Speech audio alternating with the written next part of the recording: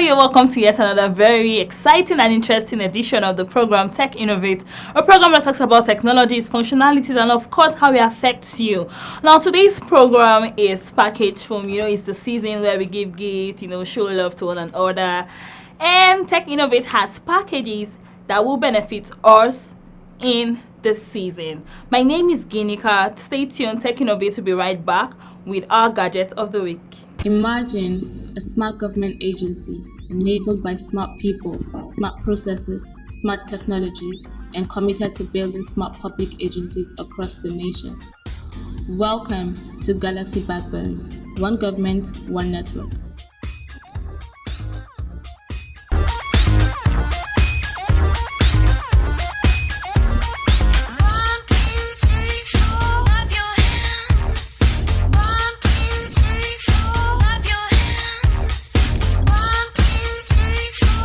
The Nepalese ion is actually called the Ion Rhino, and it is the innovative brainchild of a Nigerian engineer, Ayokunle Adeniran. It took about 2 years to complete the first prototype, during which the patent had to be filled and the processing took about 4 years. The Ion Rhino is a product designed in response to the inability of people to iron their clothes due to the electrical power outages.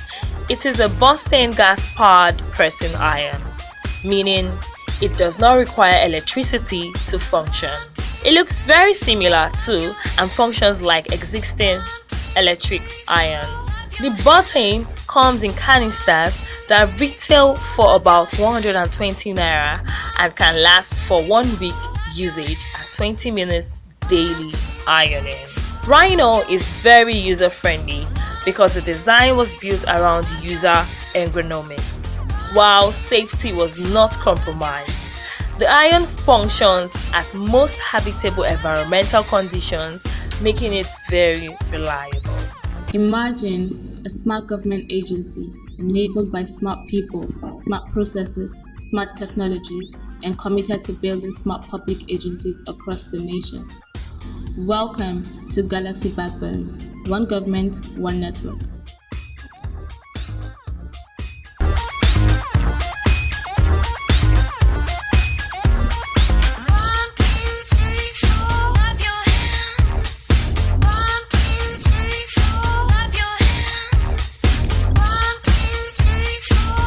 You're welcome to this interview segment. Now, there are issues shaping today's tech use in education that must be looked into if Nigeria must get to that place where technology takes the wheel in education. Yes, I know we're really far away, but we're getting there, step by step. And there are issues that are actually deterring us from getting to where we ought to be.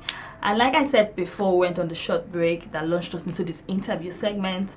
My very own person, Bamishe, is here to point out some of those issues. Thank you for coming on the show. Thank you very much, Ginika. So I'm talking about technology and education. I know, and we both know, that Nigeria has, would I say a long way, or we're almost there? Well, I think both. Okay. All right. We're going there and then we have a long way. Oh, okay. So what do you think are the issues that are deterring us? There are a lot of issues, actually. There are a lot of issues, but one major one that I would like to point out is the fact that the structure is not there. The structure that would foster the growth of technology, that would help technology grow education, is not really out there. We have a system that is not helping that to happen in our educational system. So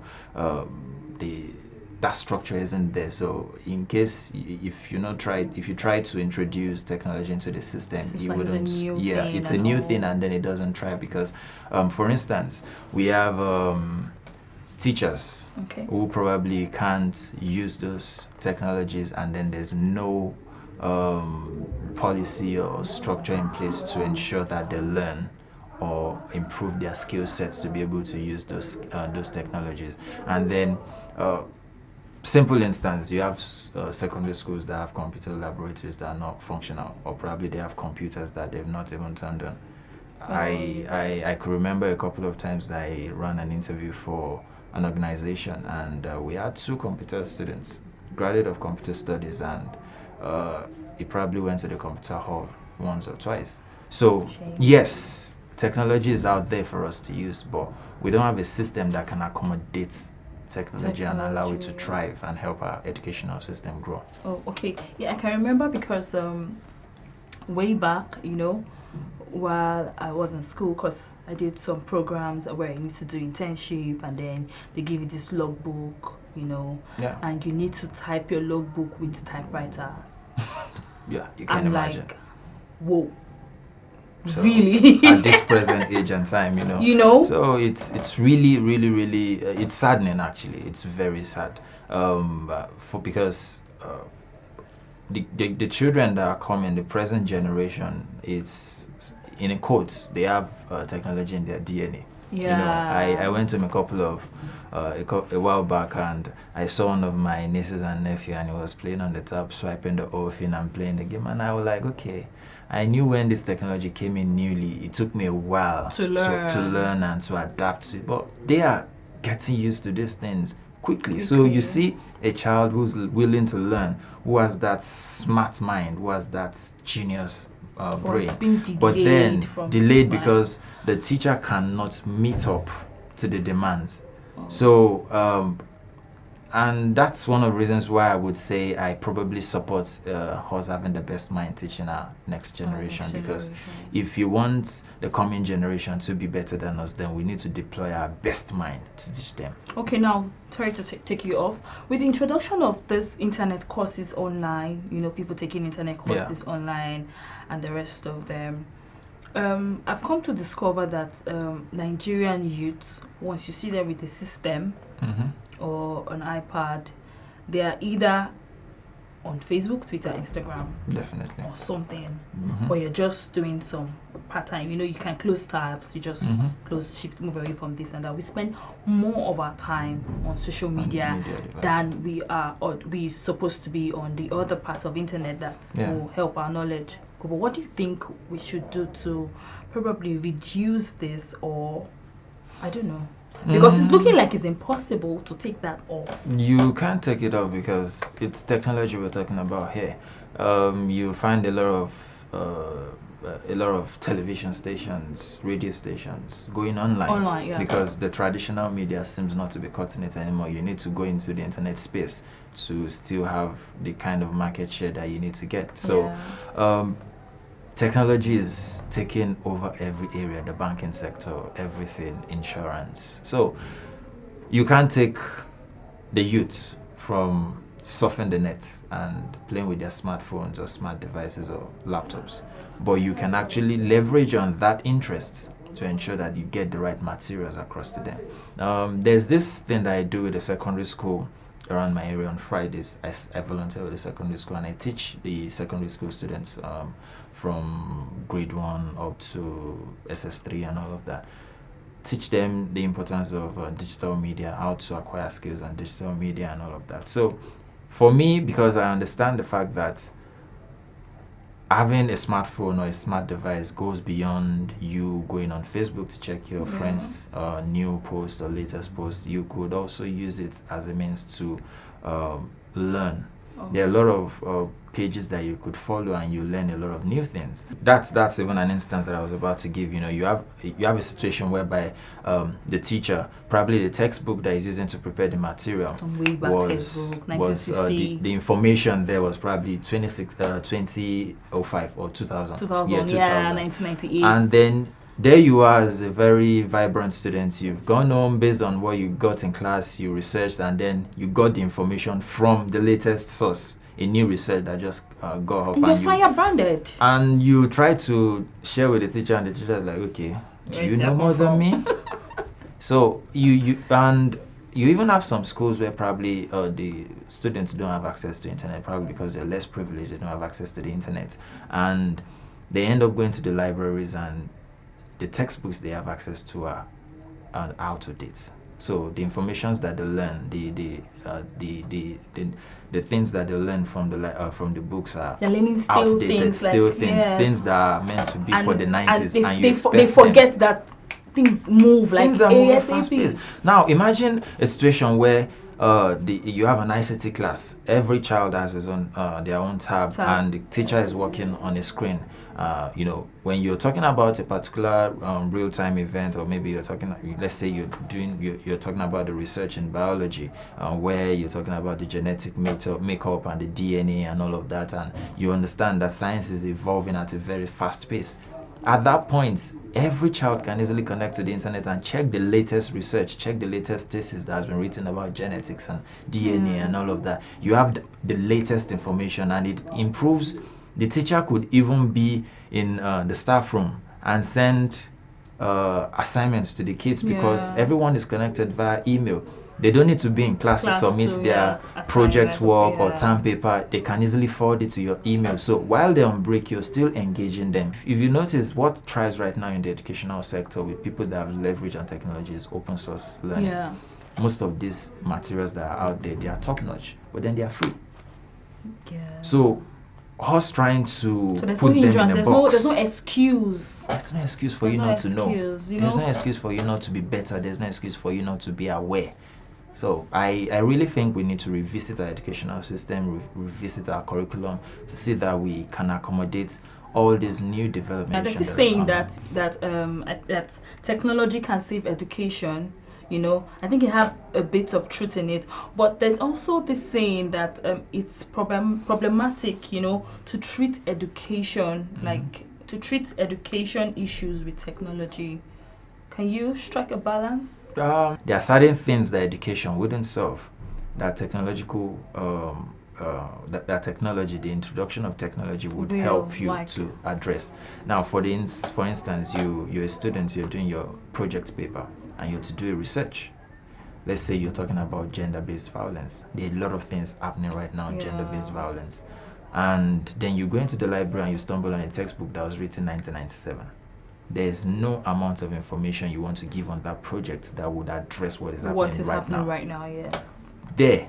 Because the ideology is different. That's a limit for education, because textbooks are probably not available in the library. But then you could log on to e-libraries where you get the latest information, the latest news. You can browse that out, you can research that, and you add it to your project, and you get life out of. So you are abreast of the latest things, what CNN is saying about, where a lot of NGOs are talking about, the activists and everything, the latest happening, the issues are in courts, all the people that are involved in that very situation at that moment, it, and you can easily put that in your thesis to get the best result out of what you're trying to achieve. So I think both of them work hand in hand. Same way, technology wouldn't come to class to teach the people, but you need to leverage on technology to ensure that you reach out to more people. I'm a professor now. I'm a professor of mathematics. I could decide to say every Saturday I want to go on Facebook Live and I teach people how to do arithmetic. You understand, or solve calculus, or solve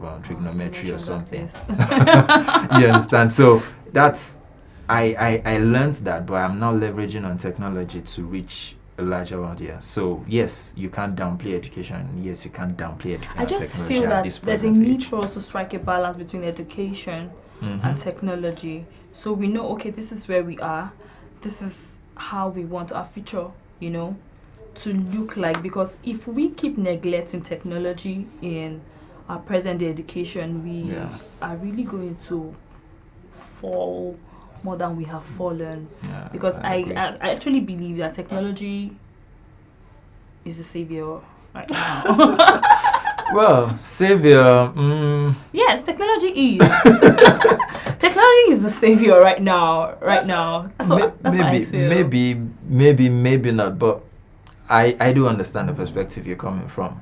But yeah, we do need technology. We do need to incorporate technology into everything that we're doing right now, and then we also need to teach because this is another place where probably there's a limitation to technology, because when you're introducing technology, you need to also teach the people or the students, the teachers that would use that technology, how to use it. Yeah, because a whole lot of problems can you understand. For a situation where you're introducing secondary school or primary school pupils to internet, you need to teach them how to avoid cyberbullying.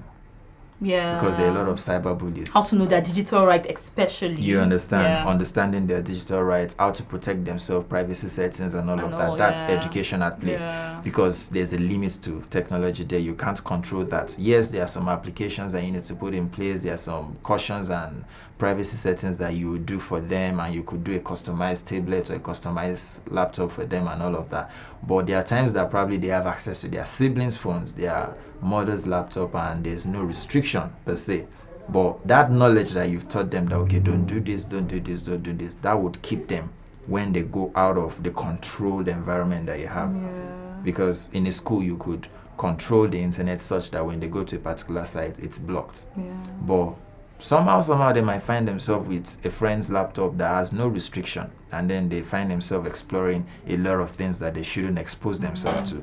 That's a limitation of technology. But then education comes into play by letting them understand that, okay, these things are, when you let them understand their roles and responsibility online, This their is the digital results you rights. get when you do Yes, this this is and how all. you don't say this kind of things online, you don't do this kind of things online, at least for that stage that they are, until they grow, and then they can understand, okay, this is why you're not doing that, and now you can do it because you can know the difference between right and wrong. So yeah, that's why education and technology needs to work together to be able to achieve that synergy and get the right success that we want. Thank you so much, Bamishi, for coming on the show. You're welcome. If I let you talk on and okay, on actually, and I have a particular passion for this, but that's why, maybe that's why, because I it's something I've been talking about, and I'm doing a lot of things that I can in my own little way to ensure. We'll have you on the that. show subsequently to talk about this issue, I because don't mind. definitely I don't issues mind. like this will come up day by day. Thank you so much for coming on the show.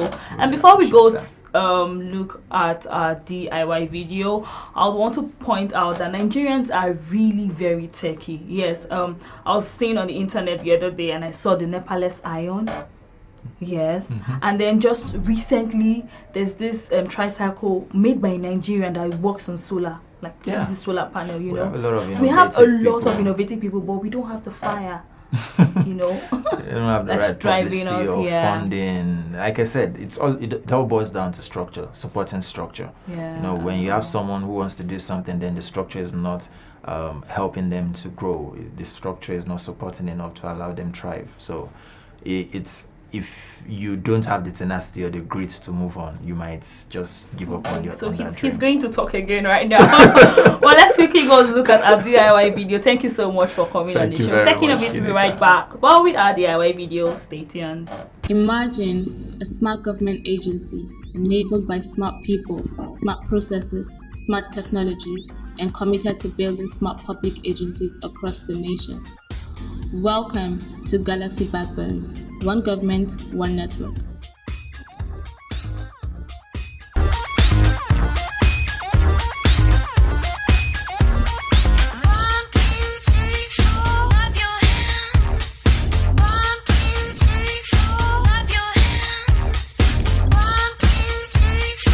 So this is why we call it a wrap on today's edition of the program Tech Innovate. Now, for those of you that love our program and you want to drop us comments, you want us to come and see your techie stuff, your innovations and all you just need to do is drop us a message on our social media platform showing on your screen, and trust me, we'll be right back at you. Now, don't forget to be very techie, stay innovative, because the world is moving at a very fast pace and you don't want to be left behind. My name is Ginika. Till I come your way next time, be very techie and stay innovative. Bye.